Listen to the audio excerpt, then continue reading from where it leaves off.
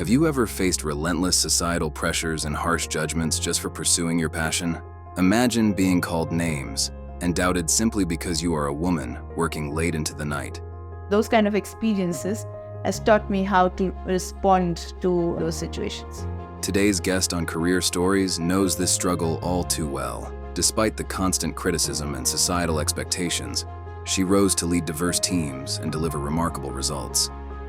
Microsoft's mission statement is to empower every person and organization to do more or achieve more. Her journey took a new turn as she moved from India to Germany, where she encountered yet another set of cultural challenges, adapting to a new work culture while remaining true to her roots. I feel that being authentic is better than to hide behind a mask 16 hours a day. Join us as we explore the inspiring journey of Sonalaxmi Sarkar. Can you explain to us in a layman terms how far ahead you from the ordinary practitioners? Yes, this is a sales story, and my position can be director, but the role is to ensure that my partners are successful, empowered, and enabled, so that they can sell our products and services to our joint customers. So it's also possible that the partners can build solutions on our platform, and then we can go ahead jointly sell them, or the partner can sell it to their customers, and then we are able to sell these products and services and platforms through our partners. And most of these customers are enterprise clients. Not necessarily. They can be enterprise, they can be SMB, SMCs, startups. So there's no restriction to the kind of customers. No, but it not be a layman who buys itself. No, that would not be. That is mostly a B2C. So for us, it's a B2B business. Okay. Yeah. So now that we know you are far ahead in the career ladder, we'd like to know more about how you got started. In particular, how was your childhood? Was there any particular parenting advice that you can give to others that you have experienced as a kid that has shaped you in this way? Can you walk us through your childhood? My childhood has been quite adventurous, I would say. I was born in Pune, in India, and I studied up to a certain school, say up to third standard, or third grade here. And then I moved to different cities in India where I grew up. My father had a transferable job. So I moved to various cities like Bangalore, Delhi, Gurgaon. And then I finally did my graduation in Pune. But my childhood, I'm a single child, and I have been able to, I would say, experience loneliness quite a bit, because every time I used to change places or schools, I had to change friends. So that was the first change. So my life has always been a transformation journey. I was never a single in a comfort zone ever. Especially, one is my location changing, my schools changing, the language that we speak at schools are changing. I needed to learn the new environment. I had to, it's not just the school environment or the, parenting environment. It's also the other, you have to be street smart to accept new things as a child. So in that case, that kind of experience molded me, I would say strengthened my experience to go through this. So one is that. So, and it hasn't been very easy. Yeah, and there has been there's a huge gap between my parents and my age. Various reasons of late marriage and late childbirth. My parents brought me up in a very open-minded environment. So they let me do what I wanted to do. So it was always an encouragement. It was always talking about how I can be independent in every activity that I do. Also, there have been tough times. So by the time I was able to complete my 10th grade, my father had already retired when I was in my 9th grade. So plus he had no pension. So there were many financial challenges at that particular time. So he had no finances to support my education, whether it was during the school and college and so on. Reason being, he utilized all his savings to build a house, which was a small one though, and it was the time when we just shifted, and I had just arrived into Pune, which is in the state of Maharashtra, where one of the basic languages is Marathi, and I came from Bangalore, where the basic language was Kannada.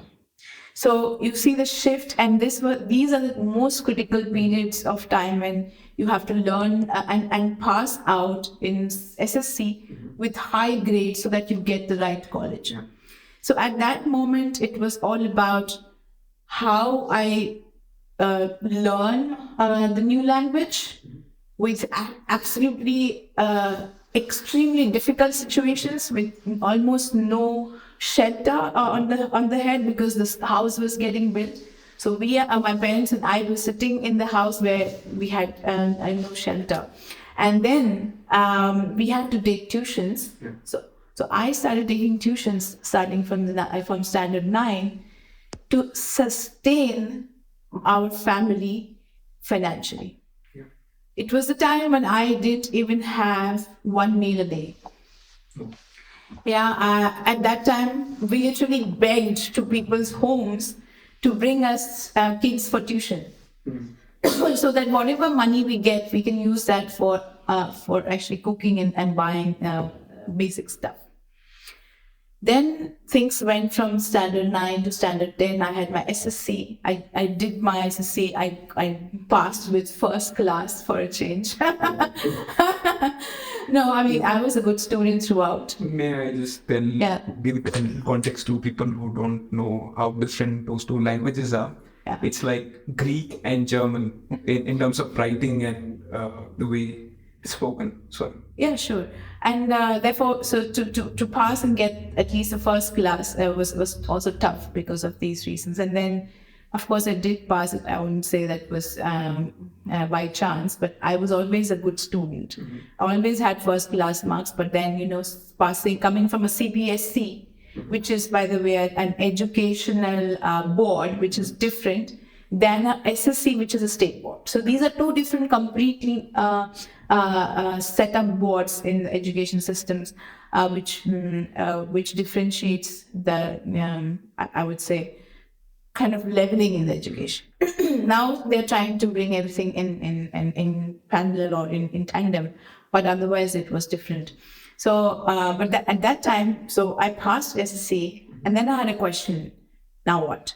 I always wanted to become a doctor. On the funny side, I was scared of blood, but somehow, those times are always whether you want to become a doctor or an engineer. There was no other option. Yeah.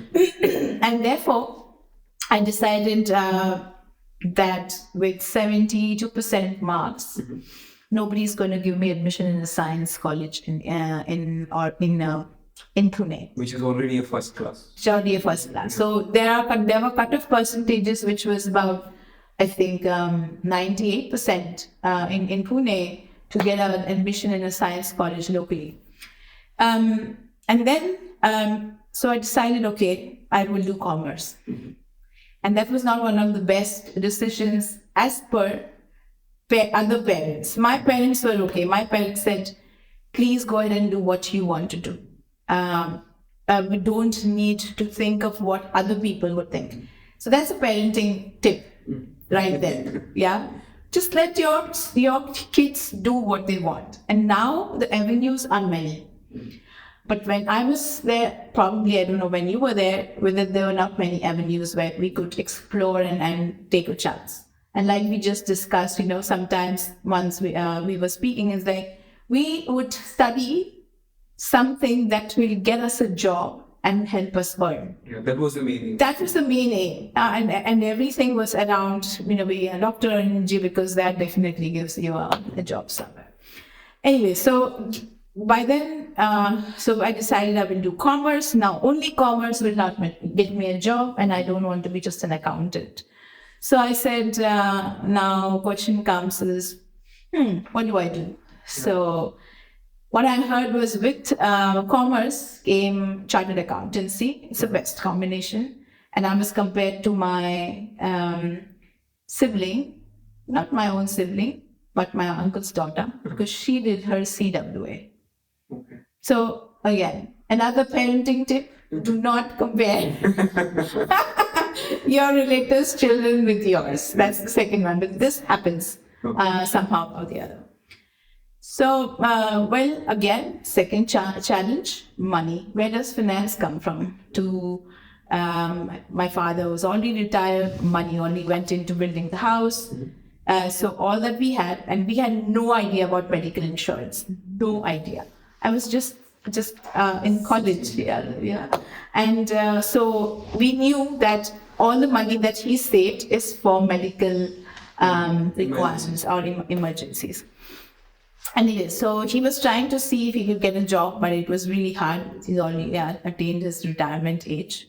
And so I decided that, he decided he will be able to give me some amount of money to start with the foundation course, the Chartered Accountancy Foundation course. And he said, okay, let's try. And I started studying the first course along with my first year of commerce. Mm-hmm. But at the end of the year, I passed my first year BCom, Bachelor of Commerce, but I failed in Chartered Accountancy Foundation course. And that was the first time you failed? I failed. Okay. Yeah. This was the first time I failed. But personally, imagine what I went through, being a top class student in school to being a failure. Mm-hmm. It was a big blow. But what can I do? So I had to make a decision. Can I do this? Am I fit to do this? So obviously, mentally, I was hurt. I was down. It's like, why I studied so well and why didn't this happen?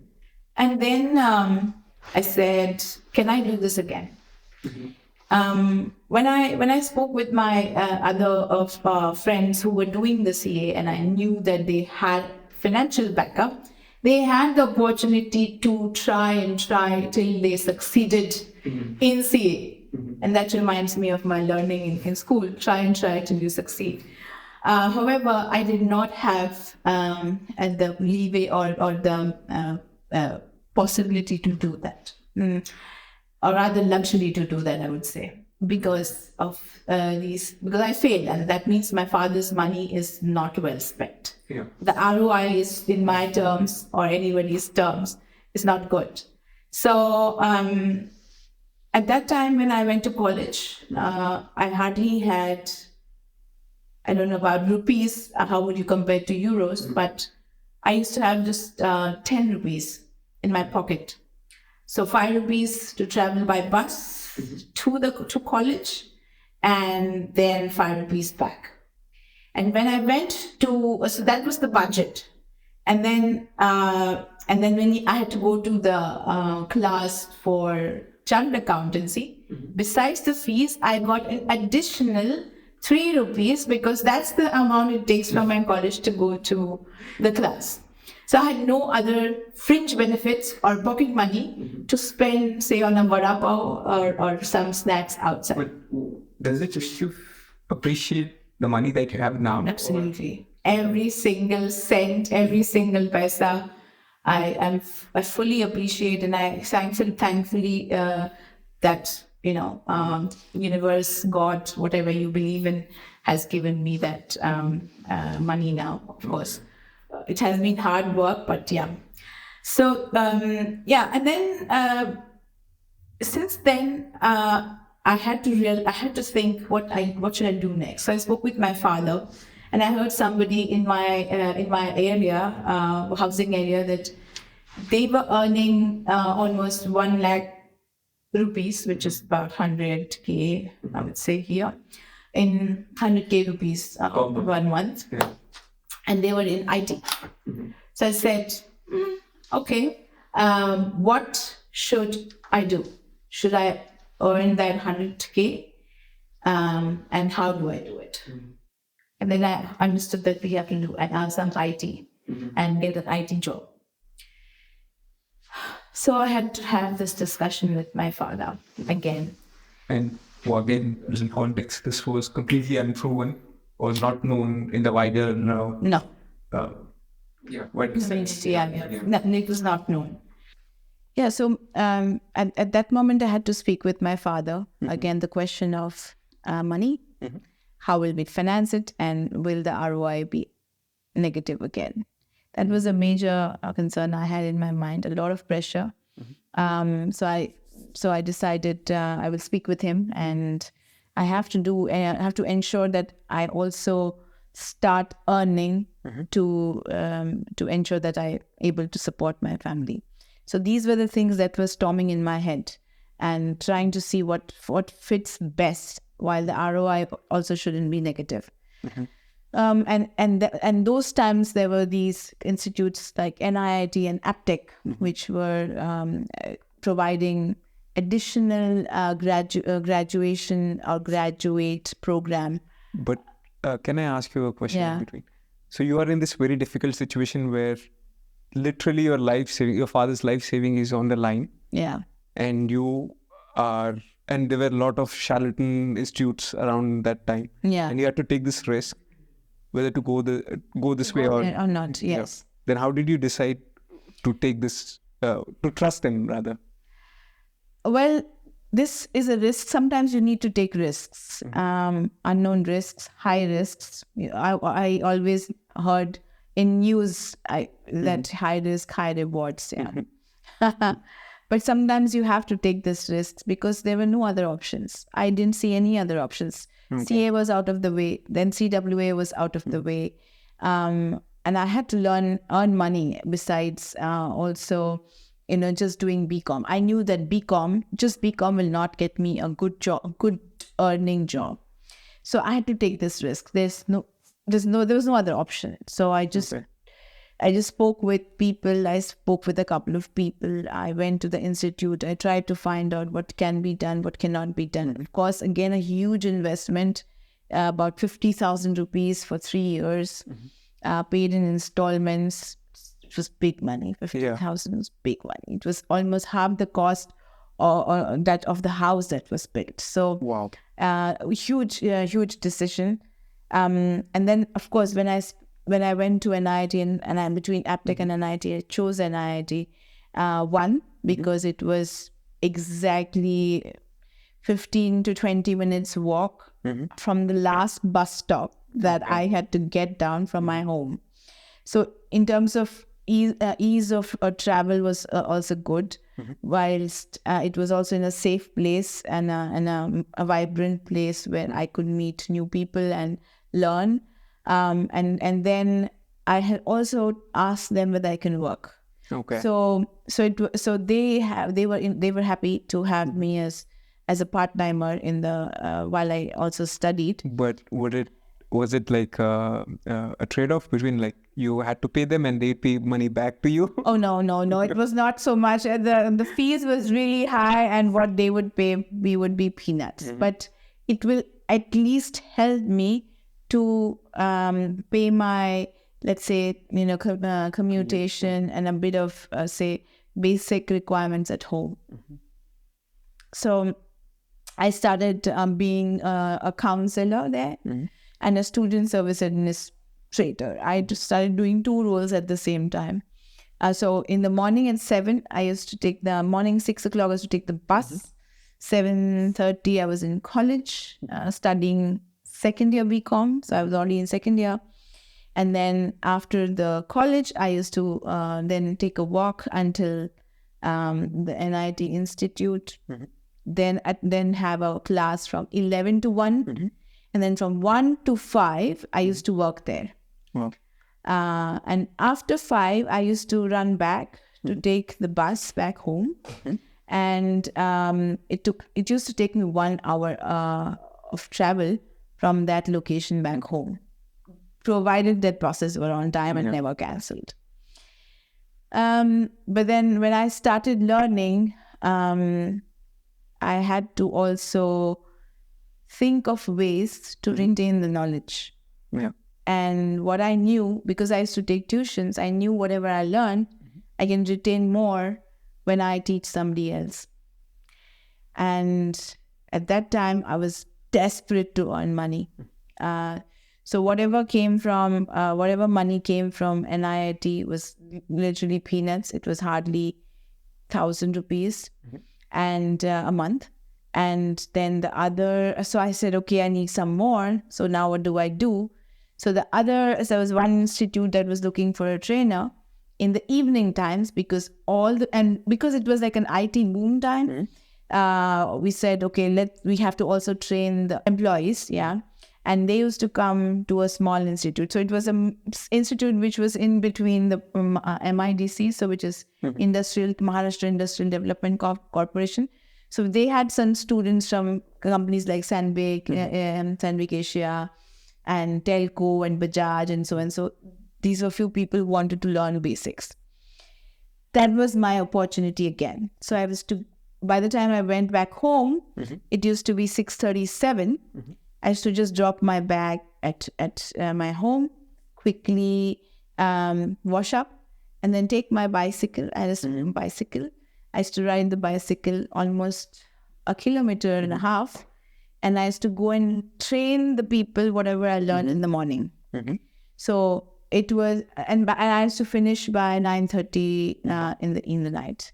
And it was really, really hard, because that was a place where it was not safe also for girls. And that was another challenge that was thrown at me, is to travel alone, come back alone. And then the society around me during those times was really, really orthodox, very narrow-minded people. So for them, a girl or a woman, in that case girl, a young girl living outside the home for almost 18 hours a day maybe and coming back at night on the cycle is completely a no-no. But like, independent of whether being a girl or not, a young person at that age has, like, what does it do to a young person when they work 18 hours a day? Because I guess you would also wanted to meet friends, make friends. I had no life. Yeah. Trust me. I had absolutely no life beyond working. The only time I enjoyed my college days were in college, just when you meet friends and you study together. There was no going out for a movie, bunking lectures, going out for a movie. Those were the times when you enjoy college life the most. I didn't have that. But then how do you make friends when you're always in a rush? It was difficult. Making friends. So whatever friends I had was within. So I had groups of friends. So I had groups of friends in NIIT. I had group of friends in college. And then I had a group of friends which were near my society. Near my housing society.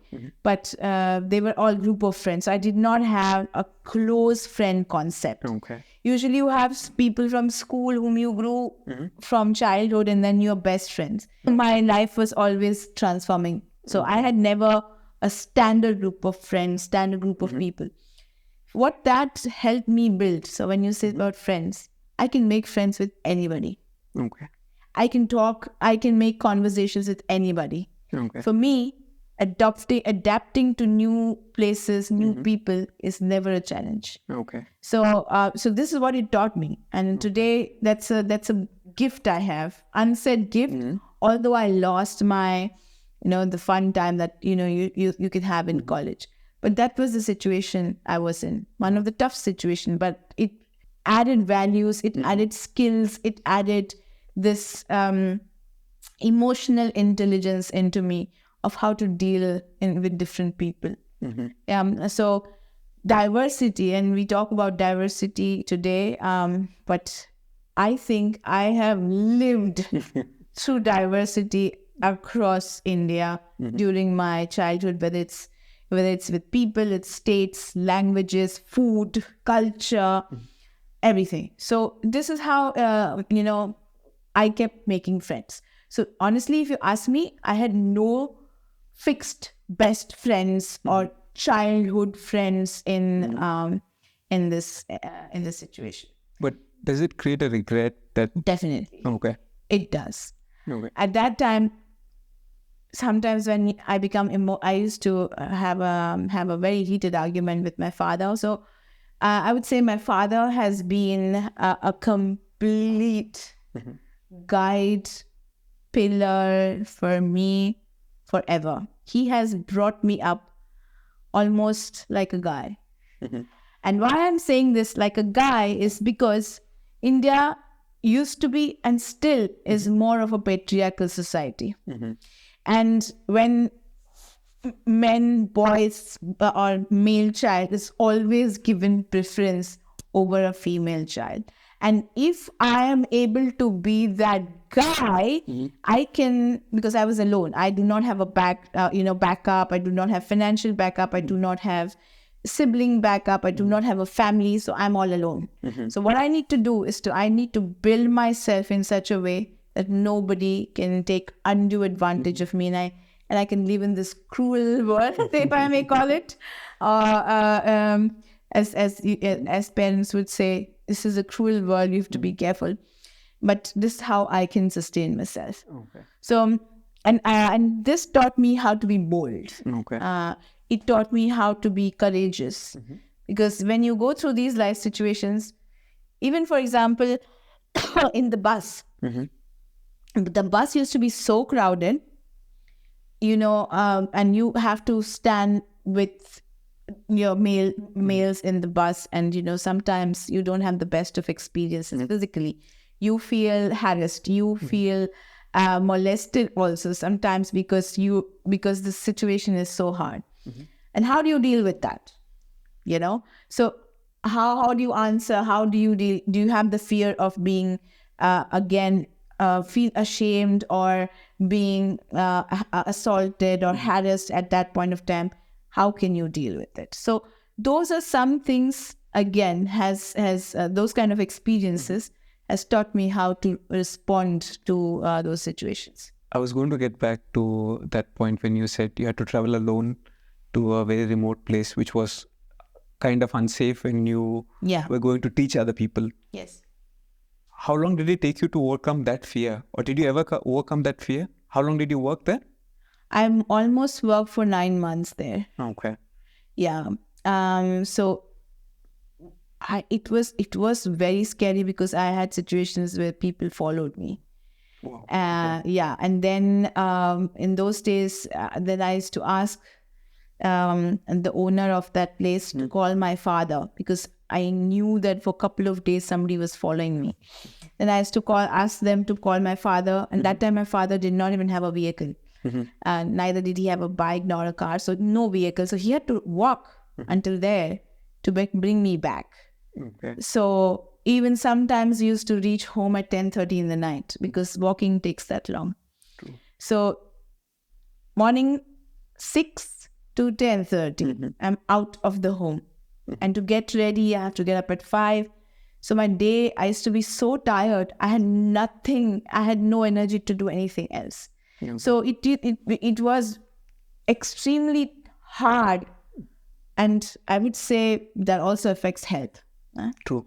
It does affect health in the longer run, because I was stressed since then, because I have to get money, I have to earn, I have to build a career for my future, I have to take care of my parents.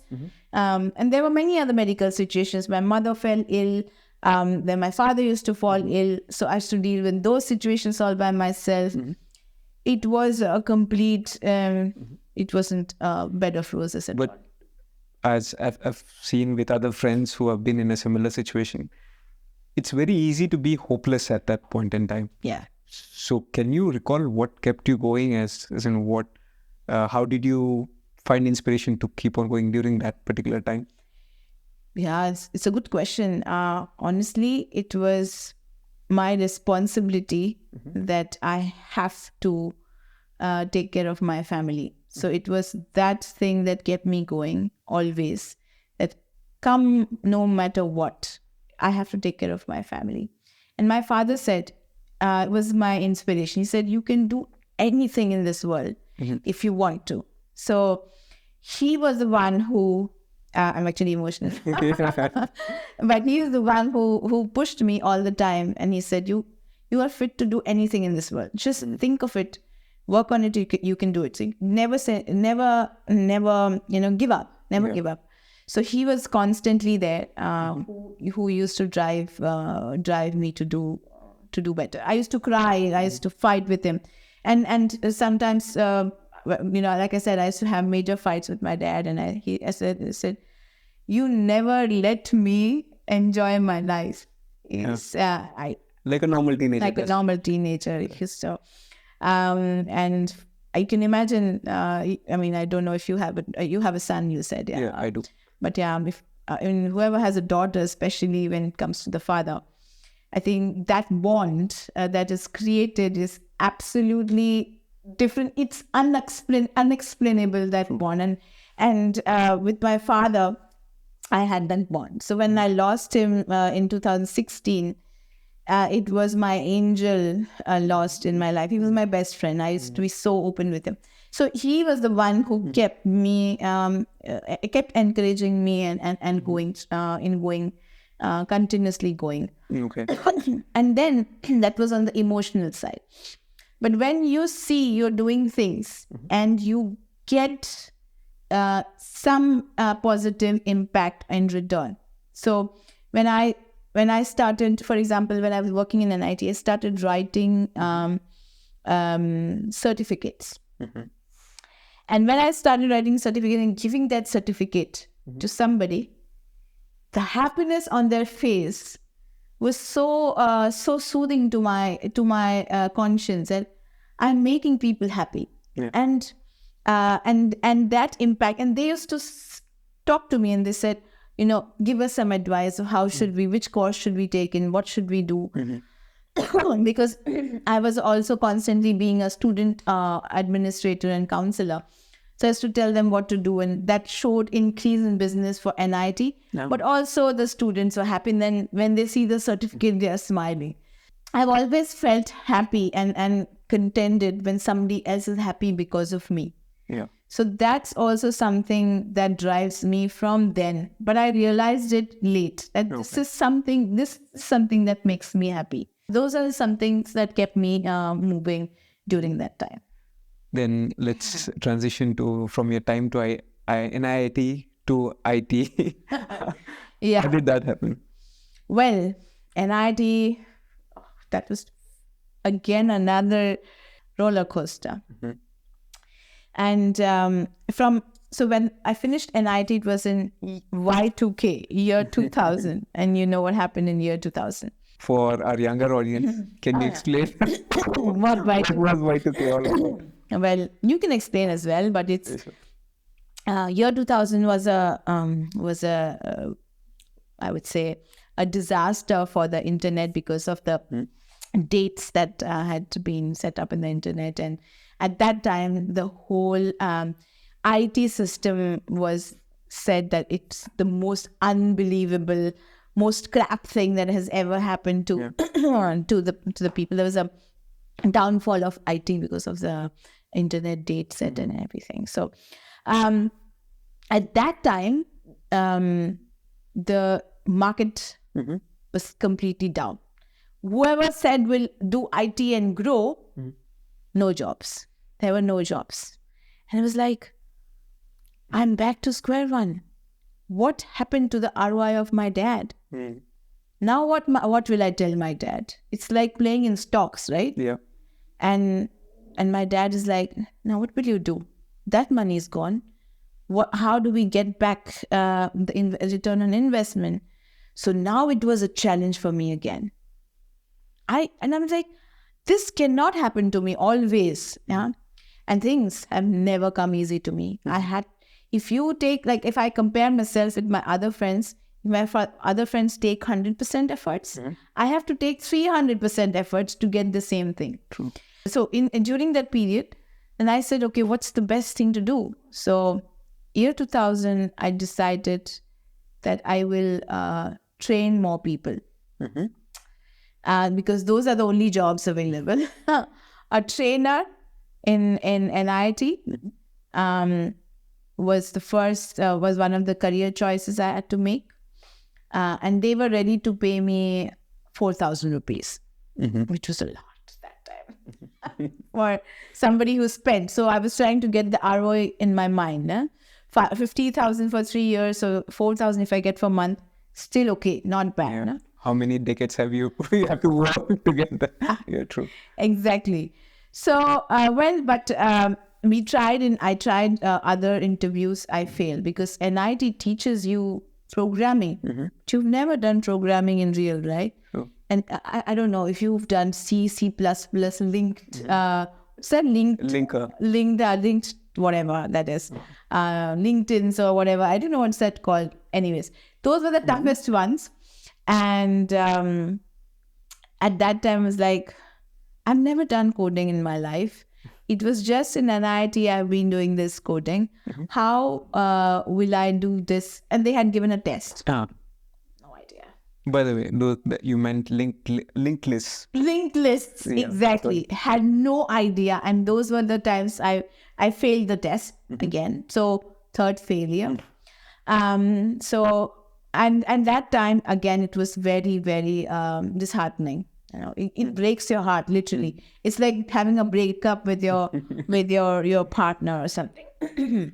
So then I got this job at NIT as a trainer, and I became a Microsoft certified trainer. This was with NIT CATS, Career for Advanced Technology standing. And then I used to train people from other enterprises who wanted to do certifications and so on. And then I continued this job. So it was not like a developer's job that you wanted to do.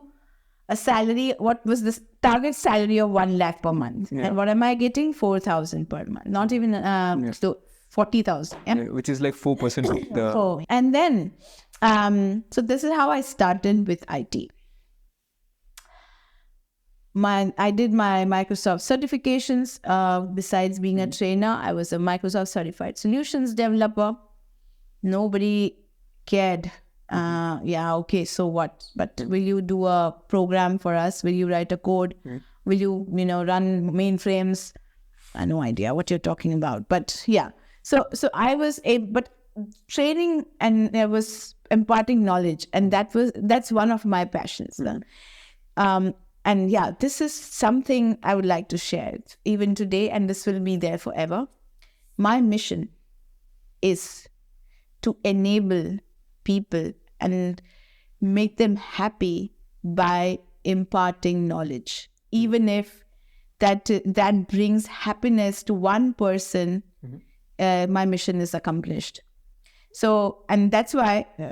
I'm deviating from this topic, but that's why Microsoft was so close to me, because Microsoft mission statement is to empower every person and organization on Earth to do more or achieve more. And this is there from then. Okay. In me, that imparting knowledge is something I am passionate about, and I will do anything to make the person capable. So education is very important. For me, education is very important, and imparting knowledge is very important. At what point of your career were you empowered enough to say, okay, these organizations' goals align with mine, and that's the reason why I'm going to work with them? Or was it always the case? No. I had no idea at that time, none of us do, of why I want to join this organization. Because of its mission. We never think about this. When we started our careers, it was about money. True. And brands. So if you speak in India and you say, oh, you were working for Wipro. You're working for Wipro? Oh my God, that's a great company to work for. Or you're working for Infosys. oh wow, it's a great company. So you work for brands. Yeah. Because Indians feel that brands, and that time longevity in a job was more important than anything else. So if you're working for Wipro, you're almost doing a government job, or you're working for TCS, you're doing a government job. So these were comparable brands with government jobs, which are safe. At that time, you think about how safe your job would be, how much money you will get, because you have to earn and take care of your family. Again, that's always there in my mind, you know. So at that time, nothing mattered. It was money, brands, and that's it.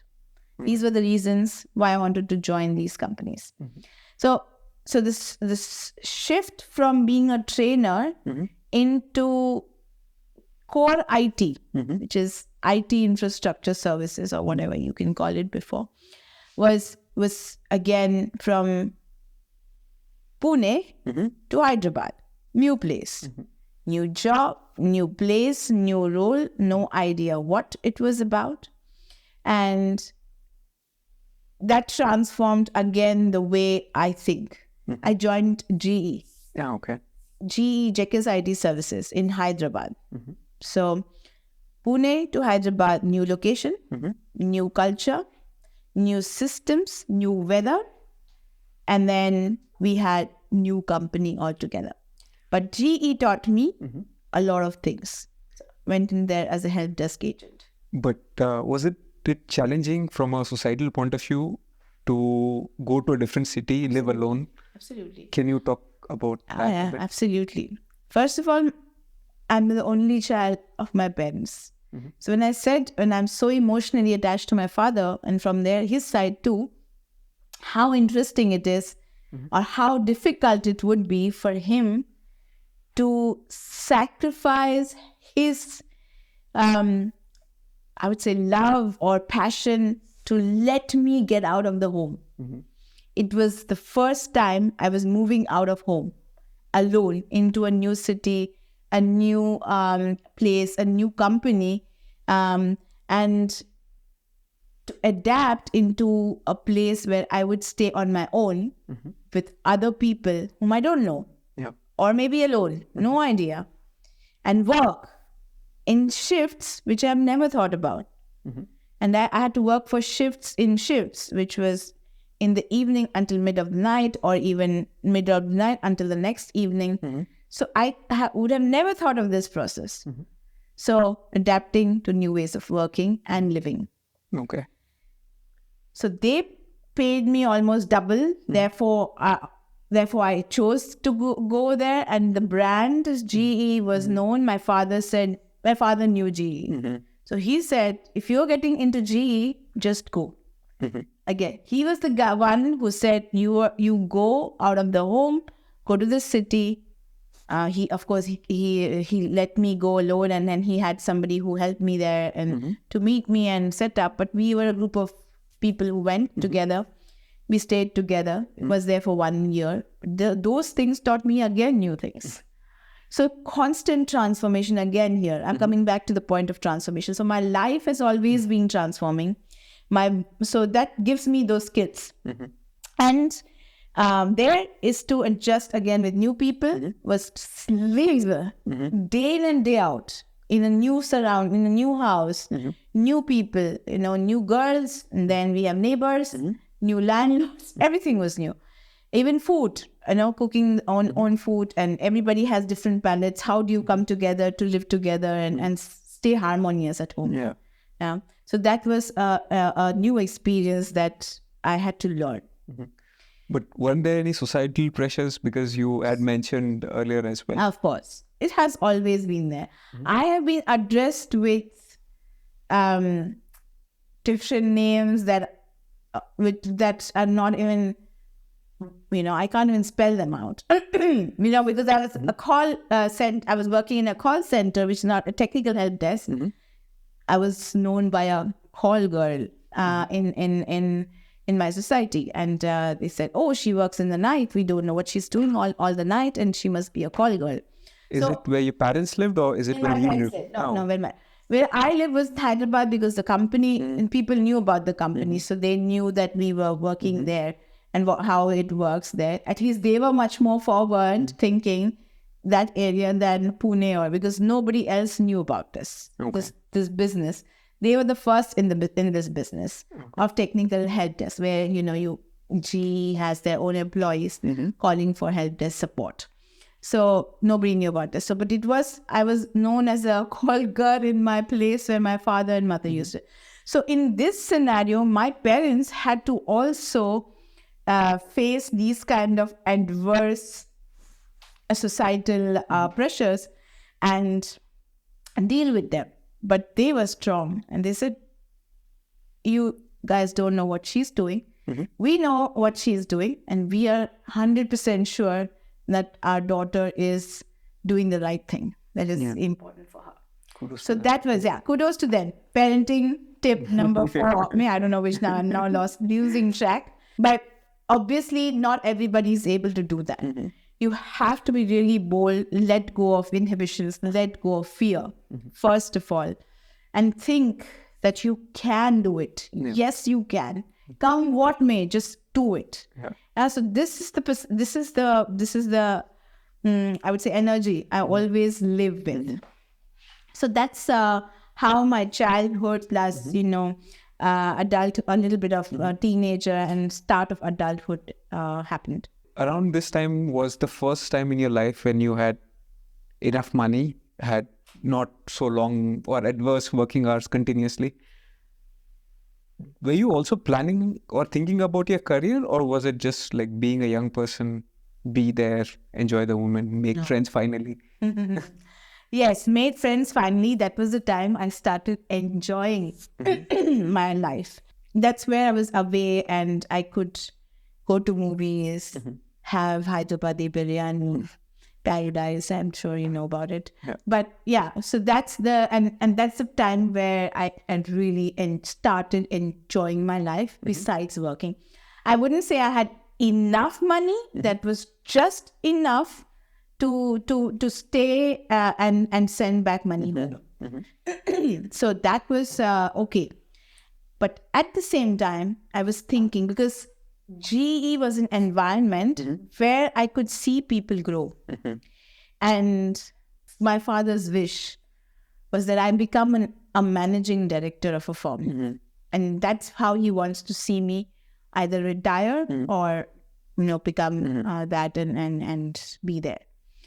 And I've seen people grow in GE from being a help desk analyst to being a vice president of the company and so on and so forth, and then the MD. So I knew there was a career path. Okay. And I knew I wanted to grow. GE gave us a lot of knowledge, like right from Six Sigma, quality systems, of what are the KPIs. I had no idea what KPIs were until then. I was so I learned what that is. So from being a trainer to a help desk analyst, it was two completely different roles. This was operations and that was HR and training. So here I learned what KPIs are, how do you manage operations, how do you set up, a help desk, what kind of trainings, how do you do So these are the things I learned about IT operations from there. Plus GE was a great brand. So quality systems, GE, Six Sigma, black belt being what is a green belt, black belt, yellow belt, all those kind of things were is where I learned. So a lot of learnings. But Hyderabad as a place is absolutely amazing, except for the weather. And I had a sunstroke. Okay. That is something, but I always wanted to build within GE, but because of this weather condition, I could not stay there. And therefore, and at that moment of time, HP, Hewlett Packard, at that time it was called as Digital Global Services. It came up so it came up with these help desk roles. And because GE was successful, other companies started doing this. And therefore, HP was the next company I moved. Again, transformation from one city to the other. Okay. Moved from Hyderabad to Bangalore. And I knew Bangalore was a beautiful city. I knew it had great weather. It was an IT hub already. So I knew what I missed out IT in 2000. I can build it in Bangalore. That 1 lakh package. Yeah, that's so I will have to come back to it. So that's what motivated me to go to Bangalore. And of course, HP again, brand, money, all good. So that's how I joined HP. Okay. So fast forward, so there I was doing a trainer's role, again, trainer. And that's the first time I started to get outside the country. So that was my first global travel. Okay. My first travel was to Canada, Banff. And that's the first time I started getting outside the country. So one was in GE, I spoke with the Americans. I had American customers to understand Americans, have a global exposure. Then went to HP and then had this other global exposure where I traveled. And since then, that first travel started the passion of travel in me. Okay. And there as well, I went alone. It was again a challenging situation, minus 45 degrees. Yeah. No idea where I'm going. It was all about trust of people. You knew you're going alone. You have your colleagues, whether you can trust them or no is a different question. But so I went there, and that was a new experience and skill I gathered of interacting with global customers and global people. So I can't imagine the things that might have been going in your head when you were like from 10 rupee travel or 3 rupee travel in a bus to taking a flight to Canada. That must have been like how excited, scared. And I remember my first flight to Paris, and I was not, when I landed in Dubai, it was like I was taking pictures with everyone. So did you have any such experience? Yes, I do. It was very, very exciting, very long flights. So a flight from Bangalore to Heathrow, and Heathrow to, I think, Calgary or Toronto. I can't remember. It was too long, but that excitement was, you're getting out of India, you're going to be at an airport, you've seen Dilwale Dulhania Le Jayenge, and you've seen the foreign cinematography, and you're like, oh my God, you're going to go and see snow. You know what? In fact, when I was interviewed for this travel, so we had to go through interview to be selected for this travel in front of, because you had to do KT and meet the customer and so on. So they asked me, why do you want to go to Canada now? Or why do you want to go on site? So I said, I want to see the snow. And he's like, hey, you have to, this is a job. You're not going there for travel. But I said, you hired me because I am already good at my job. Wow. Yeah. So I just want to see snow. That's a good answer. Yeah. So then I said, okay, that would be, that was interesting for me to go and meet them and say this. And that was the real reason. I was always honest. I've always been honest. I'm always blunt on the face. Sometimes this skill is not very appreciated. I've been told I'm very quite aggressive or very, I would say, very shameless. However, I feel that being authentic is better than to hide behind a mask 16 hours a day. But this is what you're taught since childhood, that or in a job, that you have to always wear a mask. But now things are changing. Now authenticity is more valued than being always smiling and hiding behind a mask. The interview continues in part 2.